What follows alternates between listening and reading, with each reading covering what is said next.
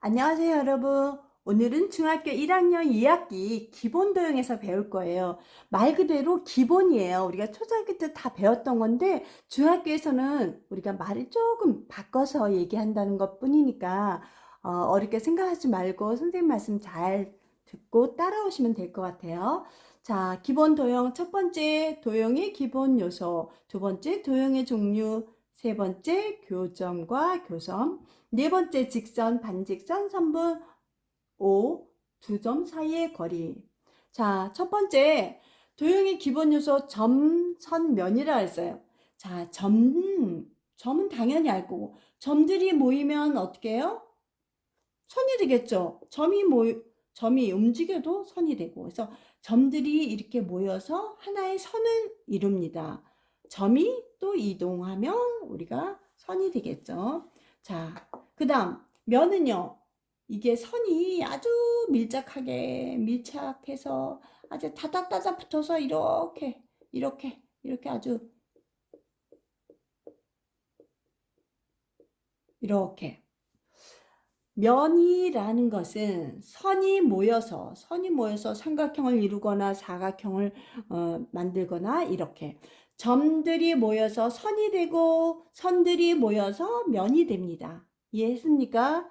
자, 점들이 촘촘히 이렇게 만나서 선을 이루고 선들이 촘촘히 만나서 또 면을 이루고 자, 요거 간단하니까 그렇게 이해하시면 될 것 같고요. 그 다음 두 번째 도형의 종류는요. 평면도형, 입체도형이라 했어요. 평면도형은 한 평면 위에 놓인 도형, 즉 삼각형, 원 이런 것들 한 평면 위에 삼각형, 원 같은 이런 한 평면 위에 놓인 도형을 우리가 평면도형이라고 얘기합니다. 다시 삼각형과 원같이 한 평면 위에 놓인 도형을 우리가 평면도형이라고 얘기해요. 삼각형, 사각형, 오각형, 육각형 이런 것들 원 같은 거. 자, 그럼 입체도형은 뭘까요? 입체도형은 우리가 배웠는데 입체도형은 뭘까요? 자, 입체도형은 우리가 이렇게 겨냥도처럼 이거는 우리가 기둥을 만들어 볼까요? 이렇게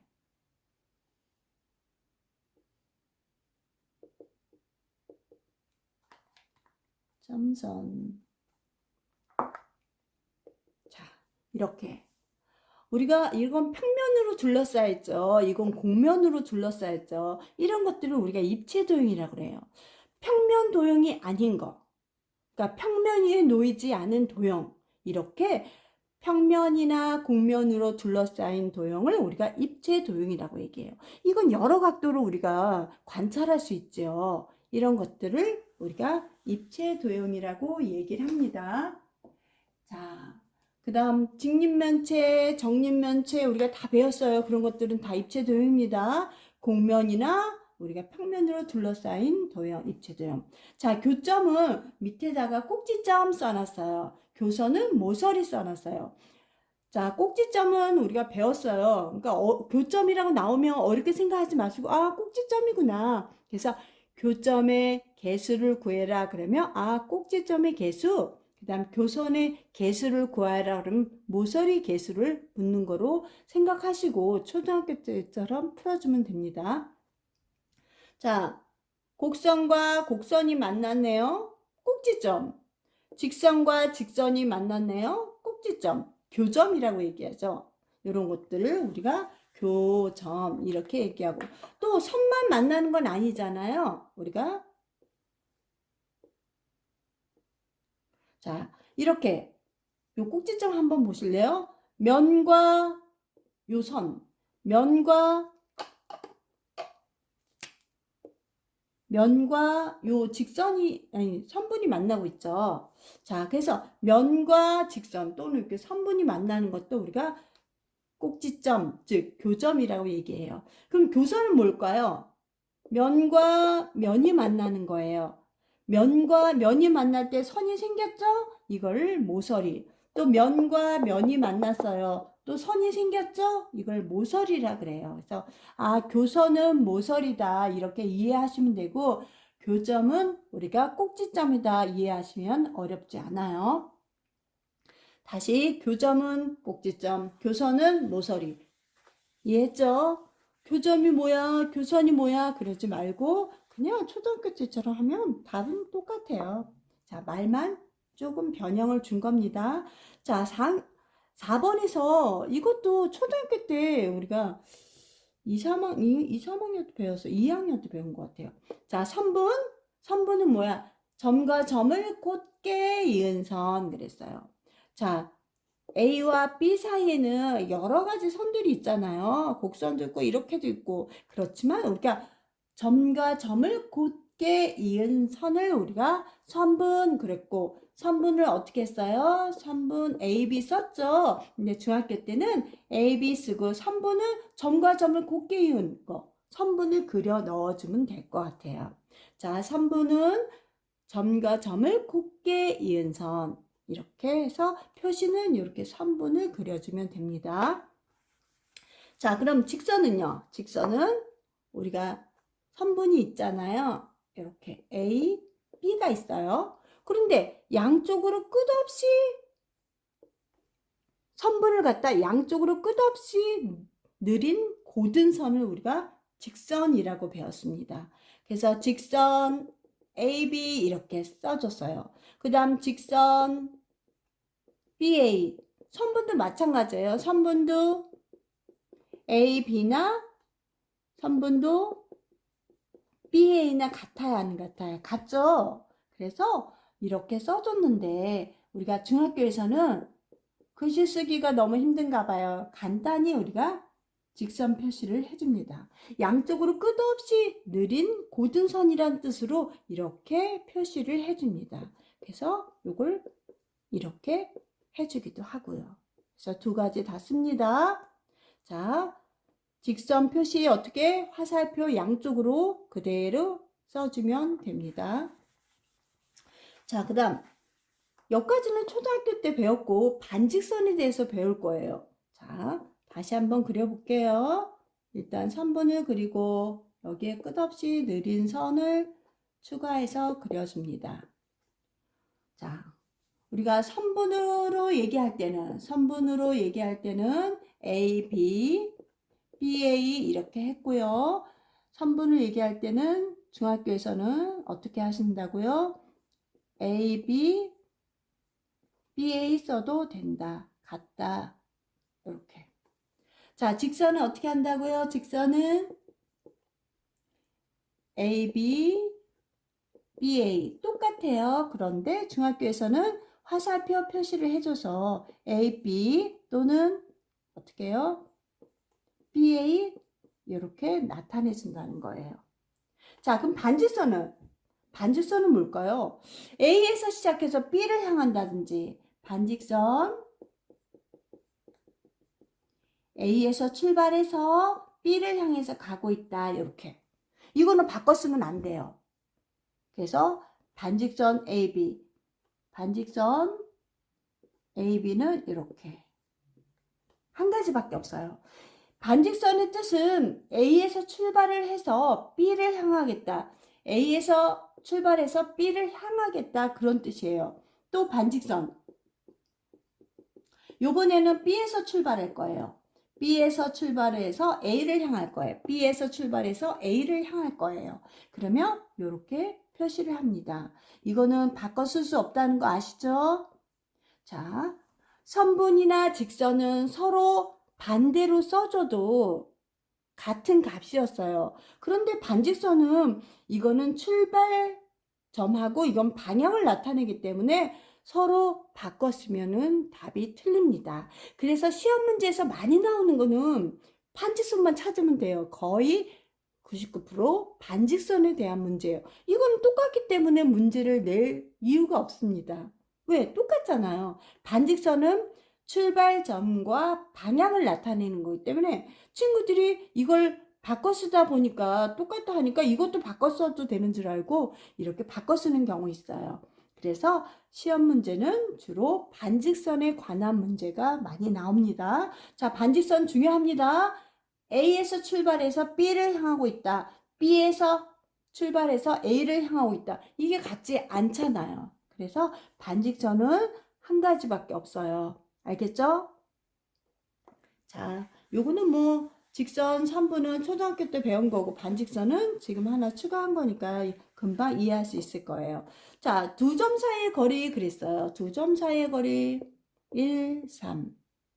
자, 그러면 1과 3 거리에는 얼마예요? tuk간 같죠? 그죠? 그러면 0, 이 마이너스 1, 마이너스 5다. 그럼 마이너스 1과 마이너스 1과 마이너스 5 사이는 마이너스 4 이렇게 쓰면 틀려요. 우리가 거리라는 거는 우리가 자연수 즉 양수로 나타냅니다. 마이너스 1에서 5까지 가는데 몇 칸 갔냐 그런 뜻이에요. 몇 칸 갔어요? 4칸이니까 우리가 자연수 4로 나타냅니다. 자, 그래서 어떤 사이의 거리는 이런 거 아니에요. 항상 고등선을 나타내는 거예요. 1에서 2를 거쳐서 3까지 두 칸 갔으니까 2. 자, 그거 두 점 사이의 거리 잘 명심하세요. 그러면 0에서 두 점 사이의 거리가 3이라고 생각해 봐요. 그러면 이쪽으로 가도 되고 이쪽으로 가도 되잖아요. 그래서 이 점과 이 점, 즉 A, B를 나타낼 수 있습니다. 여기도 3, 여기도 3 똑같아요. 그래서 우리가 두 점 사이의 거리가 뭐 2다 그러면 플러스 2, 마이너스 2 이렇게 거리를 표시할 수 있습니다. 자, 두 점 사이의 거리는 우리가 고등선으로 칸수를 세면 쉽게 이해가 됩니다. 자, 두 점 사이 거리 그러면 두 점 사이가 5다 그러면 5 마이너스 5 이렇게 이해할 수 있습니다. 근데 이것뿐만이 아니에요. 자, 여기 0이 있고요. 여기 2가 있고 여기 3이 있고 여기 1이 있고 자, 2에서 2에서 얼마를 해볼까요? 3만큼 2에서 3만큼 거리를 가라 그랬어요. 그러면 하나 둘 셋 여기 5점이 되겠네요. 여기를 하나 둘 셋 여기 마이너스 1 즉 5와 마이너스 1이 되겠죠. 자, 여기서 해볼까요? 여기서 해봅시다. 여기서 또 3만큼 한번 가볼까요? 3만큼 그럼 하나 둘 셋 6이 되겠죠. 여기서 하나 둘 셋 0이 되겠죠. 이렇게 어느 시점에서 어느 점에서 거리가 5다 그러면 왼쪽과 오른쪽 똑같이 5칸씩 움직이면 되고 두 점 사이 거리가 7이다 그러면 그 시점에서 왼쪽과 오른쪽 7칸 가서 숫자를 읽어주면 두 점 사이 거리를 이해하는데 쉬울 거예요. 다시 이해했습니까? 자, 또 한번 해봅시다. 자, 6, 7, 8, 9, 10, 11. 자, 8에서 우리가 두 점 사이 거리가 2라고 얘기했어요. 그러면 오른쪽으로 2칸 가서 여기네. 왼쪽으로 2칸 가서 여기네. 이렇게. 우리가 두 점 사이 거리는 2다 그러면 2칸 가면 되고 왼쪽 오른쪽. 그 다음 두 점 사이가 8이다 그러면 왼쪽 오른쪽 8칸 가면 돼요. 예, 하셨죠? 자, 우리 다시 한번 복습하고 마무리할게요. 자, 점선면은 점이 모여 선이 되고 선들이 모여서 면이 된다 그랬고 평면 도형은 삼각형이나 원 같은 한 평면 위에 놓인 도형을 우리가 평면 도형이라고 그랬고 입체 도형은 직립면체나 우리가 원기둥 같은 거.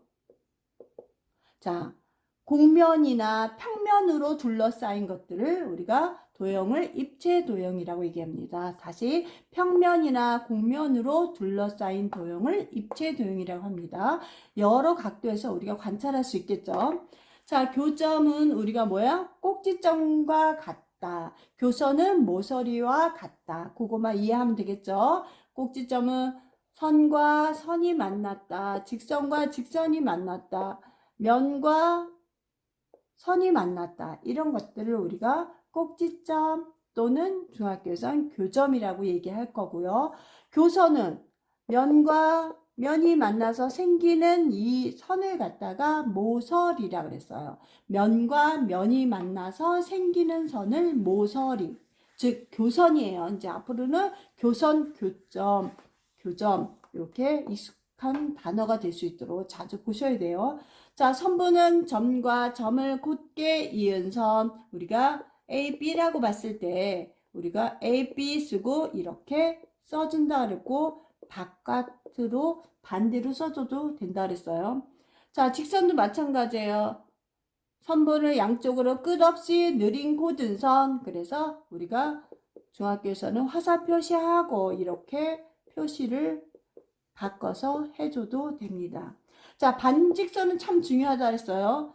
A를 출발해서 B를 향하겠다 하면 이렇게 되는 거고, 그 다음 또 다른 방법, B에서 출발해서 A를 향하겠다. 그러면 이렇게 표시를 해서 나타낼 수 있다. 이거는 두 가지 방법으로 바꿀 수 없다는 거 조심하시라고 별표 해놨어요. 두 점 사이 거리는 뭐예요? 항상 자연수로 나타낸다. 어느 시점에서 두 점 사이 거리가 3이다. 그러면 여기가 마이너스 2였어요. 그러면 마이너스 1, 0, 1, 마이너스 3, 마이너스 4, 마이너스 5. 자, 마이너스 2에서 두 점 사이 거리가 3이라고 했으니까 세 칸 움직입니다. 오른쪽으로 하나, 둘, 셋. 1이 되겠죠? 왼쪽으로 하나, 둘, 셋. 마이너스 5가 되겠죠. 그래서 이런 식으로 두 점 사이 거리는 우리가 음수라고 쓰면 절대 안 됩니다. 이해하셨죠? 자, 오늘은 말 그대로 기본 도형에 대해서 배웠어요. 어렵지 않았죠? 자, 다음 시간에 또 재미있는 내용으로 선생님이 찾아올게요. 여러분 수고했어요. 안녕.